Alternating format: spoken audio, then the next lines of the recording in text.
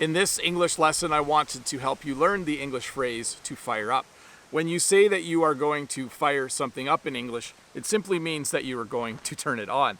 Let's say that my computer was off and I wanted to send an email to someone, or maybe I just want to check my email. I could say, I'm going to fire up my computer so that I can check my email. Let's say that your brother and you are working on a car and you've just changed the oil. Your brother might say to you, hey, just jump in and fire it up for a second. Let's make sure everything is running right. So when you fire something up in English, when you turn something on, you can describe it by saying that you are going to fire it up. This is different though than the phrase to be fired up. Remember a couple of days ago I did the phrase to be fired up? In English, if you say that you are fired up about something, it means that you're excited to do it. I'm always fired up to make a new English lesson for all of you. So again, just so you know the difference, when you fire something up, it means that you are turning it on. Earlier, I fired up my camera just to set everything properly so I could make this video. Because I was fired up at the time to make a little English lesson for you. Should I repeat that one more time?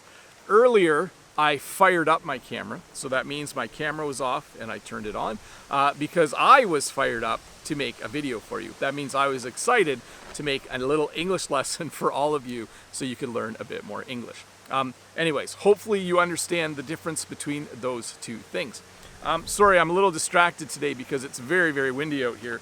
I'll show you that in a moment. But first, we should look at a comment from one of the previous videos. This is from the lesson where I explained the phrase, the calm before the storm, and this is from Julia Olis.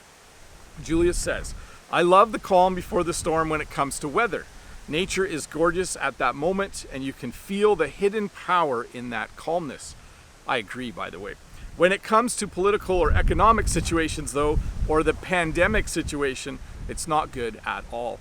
And then my response was very true. Nature is one of my favorite things. I like the calm and the storms, but when it comes to calm and storms with politics and pandemics, not so much. So anyways, Julia, thank you so much for that comment. I agree with you completely. Nature has this gorgeous element about it. When it's calm before a storm, there's a lot of beauty in that. And then when it gets really stormy, there's a lot of beauty in that as well. In life, though, I would say not so much. I would say I would have a different opinion. I don't like it when in politics or in the economy or with pandemics when there is a calm before there is a storm. It's just not a very nice time. But speaking of calm before the storm, it's actually not very calm here right now. Let me just stand up and let me just give you kind of a look at what's happening here right now. The audio might get a little bit bad while I'm walking out here because it's extremely windy right now. In fact, I'm having trouble holding the camera still. I'm also walking through some weeds. That doesn't help either. But if you look out here, you'll see that it's extremely windy outside right now. There's small waves on the river. They've gotten a little bit smaller now, so not huge. But you can see across the river, maybe you can see, let me zoom in for you. You can see across the river the trees are moving in the wind a little bit. So hopefully the audio of this portion of the video is okay and you can actually hear me. But yes, we are certainly experiencing the storm part right now.